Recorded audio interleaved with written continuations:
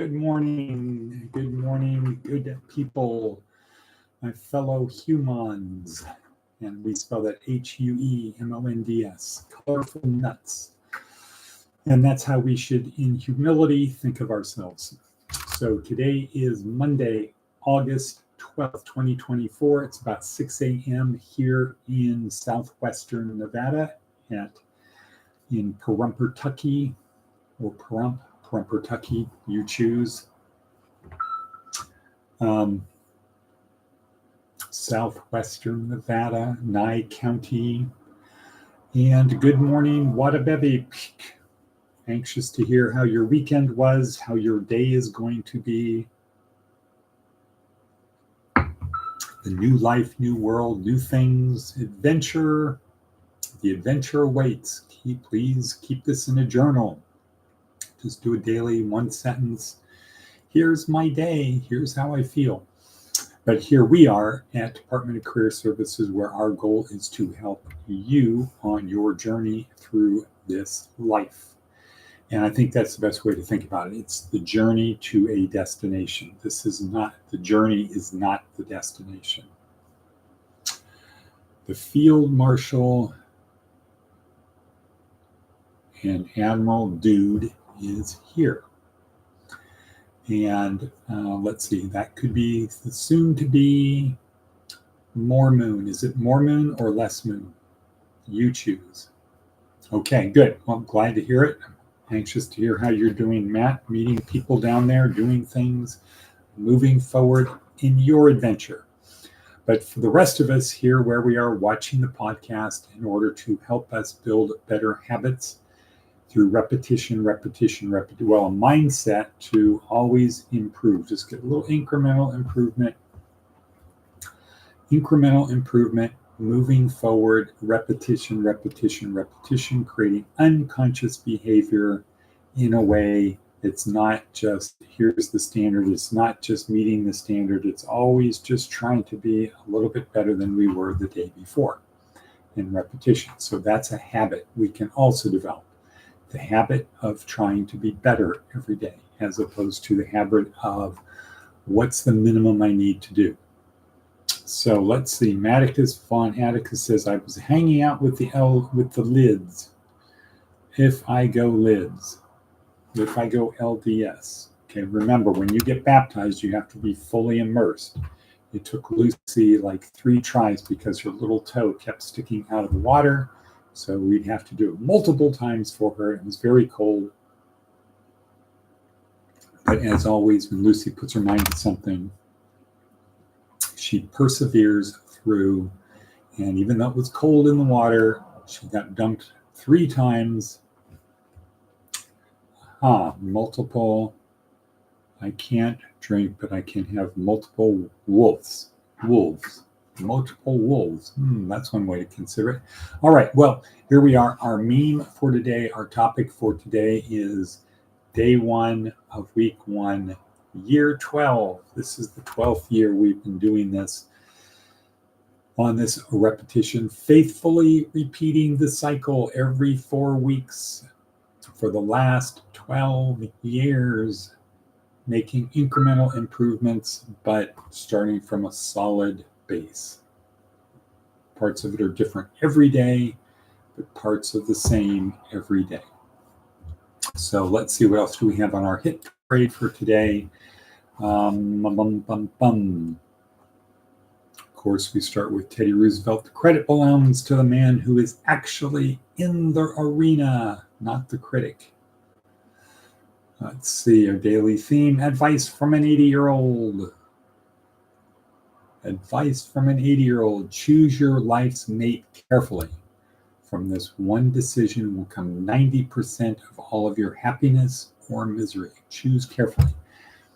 And don't think in terms of you marry because you are in love, unless you've been dating the person for years. The idea is you marry somebody who's compatible, that you can grow into love. Okay, because if you start with love, you'll find that hedonic adaptation kicks in. And You don't have that same intensity no matter how hard you try. Whereas if you have an attitude of we're growing in love, that means we're going to hit the storms, the doldrums, ennui. There's going to be the good with the bad. And your goal is to work through it because it's part of the process. Okay, we're going to talk about day 1, week 1. Des Moines 2032. Right. We've got to get Des Moines on here, give a little talk, maybe to people, campaign thing. Who knows? We'll find out. Monday, think about your week. What do you want to accomplish by Friday? On our worksheet, we have something that can help you. Planning. Say something great. Something great is going to happen to me today. And have that as a, not an affirmation, but a incantation. Something great is going to happen to me today. Boom. Versus, well, it's just another boring day, man. Don't know what to do. Always look on the bright side. Seek uncomfort. Everyone else is seeking comfort. Seek uncomfort. It was amazing to me yesterday going to church, and seeing how casual people dress. They don't have an attitude of, I want to respond to the solemnness or the ultimateness, let's just say that word, of going to church, being in communion with other people and with the Creator.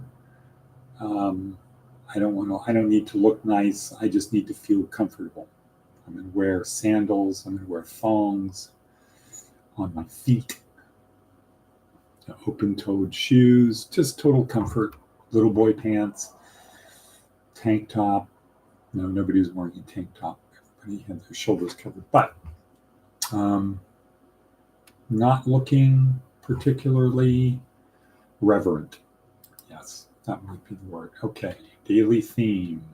Day 1, week 1, year 12. Okay, let's get into that. So our program is a neuroscience-oriented approach to success.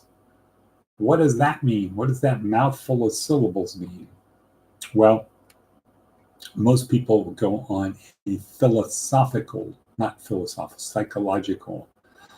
approach to success, which is my feelings, my behavior, my thoughts, etc. So a neuroscience approach goes down several levels deeper to say, well, what's actually going on in my brain? How much of that can I control?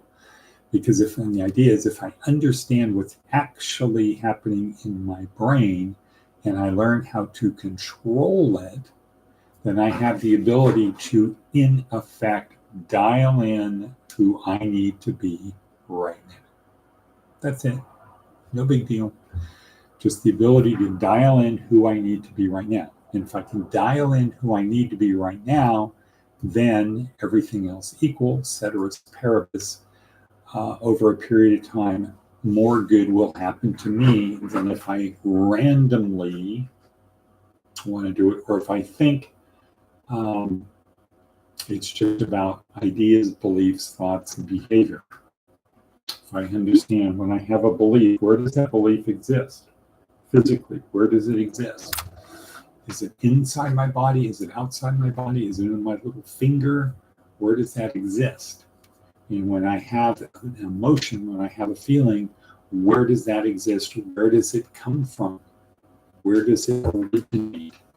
And if I understand those things, then that enables me to better control it. Right. Oh, wait a second. I just noticed I'm getting a little shot of dopamine. Well, I got a shot of dopamine. There's a couple things I can do. I can try to fight it. Don't think of the pink elephant. Don't think of the pink elephant. Don't think of the pink elephant. In other words, don't think of alcohol or drugs. Or I can distract myself. What about that red lizard over there? If I'm thinking about the red lizard, I'm not thinking about the pink elephant. Or, dopamine. Okay, I can try to physically shut off the flow of dopamine, or righty-tighty, lefty-loosey. Or I can increase something else, like oxytocin, like in AA, call a sponsor, go to a meeting. And if I increase the serotonin, I decrease the dopamine, and therefore I don't want to drink. But how about if do I actually have to do it, or can I think about doing it? That's kind of where prayer comes in, right? Releasing neurotransmitters by thoughts as opposed to action. I can go to the gym and work out, or I can become in communion with the Holy Spirit. All right, so that's kind of the idea. Day 1, week 1, year 12. So week 1, well, it's a 4-week program. So the first week is introduction and orientation. Week 2 is how does my brain work. Week 3 is I need to get other people to cooperate with me. Can't do it on my own, can't be a hermit and be successful. Week 4 is how to pull it all together and make it happen. So we have a couple analogies that we can use. One is of a boat, sailboat. So week 1 would be, why do I need a boat? What kind of boat? What am I trying to accomplish? So if you say life is a journey and I've got to build a boat to take me on that journey, what should the boat look like? A raft, probably easy to build, probably not good, can't store a lot of stuff on it, can really take a beating, can be really rough. A really, really big boat, no, I don't have the ability to make that. So, if you're on the largest possible sailboat that I could build with the help of a crew. And on the sailboat, I have the sails, I have the rudder, I have the lower deck, I've got to think about that, below deck, and the hull. And so in our program, it would be like this. The sails fit in with the physical part of our program, fitness and health. You've got to have a healthy body on this journey. You've got to take care of your body. The better, more physically and mentally fit, just in terms of function, the better I am, the better my journey. I can figure out how to get out of problems, get out of jams, and find the best possible route, fitness and health. 2 is learning, the ability to gain knowledge, to figure out how do I proceed on my journey. 3, emotions. I have to be able to control my emotions.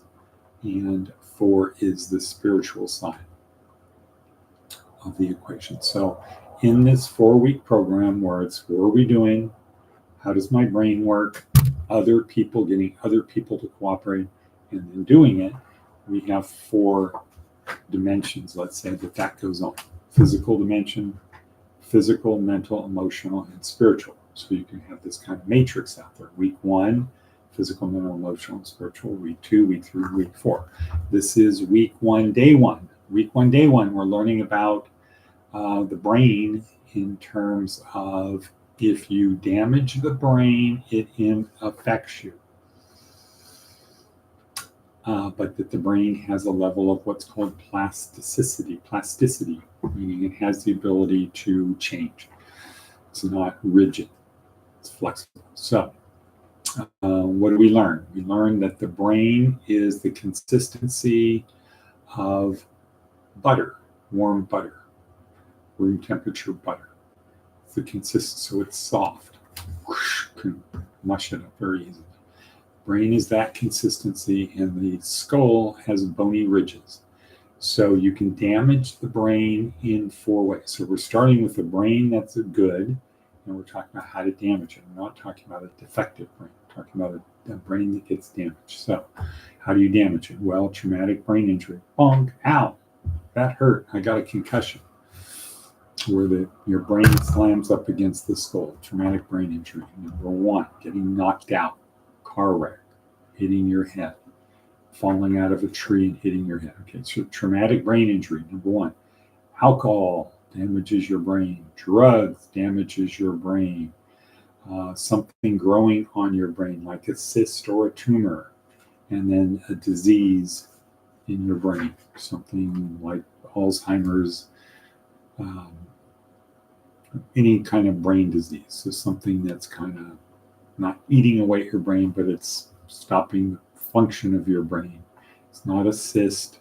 It's not something growing in your brain or out of your brain that's pushing the brain against the and damaging. So those are the 5 main ways to damage your brain. So the brain can be easily damaged. Therefore, what should you do? Do things to not damage your brain. Don't take drugs, don't do alcohol, have a good diet to lessen the probability of having something growing on your brain or disease. That's today. Tomorrow, IQ. How important is IQ? What is IQ and why is it so important? Day 3, talking about addiction. Day 4, why do humans control the planet? So started for this week. An introduction and orientation to where we're going and the 2 questions we're trying to answer. Who am I and why do I behave the way I do? And the idea is if we know the answer to those 2 questions, we can proceed on our journey in the best possible way. So it'd be like if you're on a boat, you're on a journey, and if you don't know how good of a captain you are, how good you can sail the ship, you're probably going to make a lot of bad mistakes. But that's it for that. Tomorrow is IQ, the importance of IQ, a little sneak peek about IQ. Every job has an IQ range. So let's say it's like that. Here's the low, you have to have an IQ at least here. Here's the high. Every job has an IQ range. And you need to be at about the 25th percentile.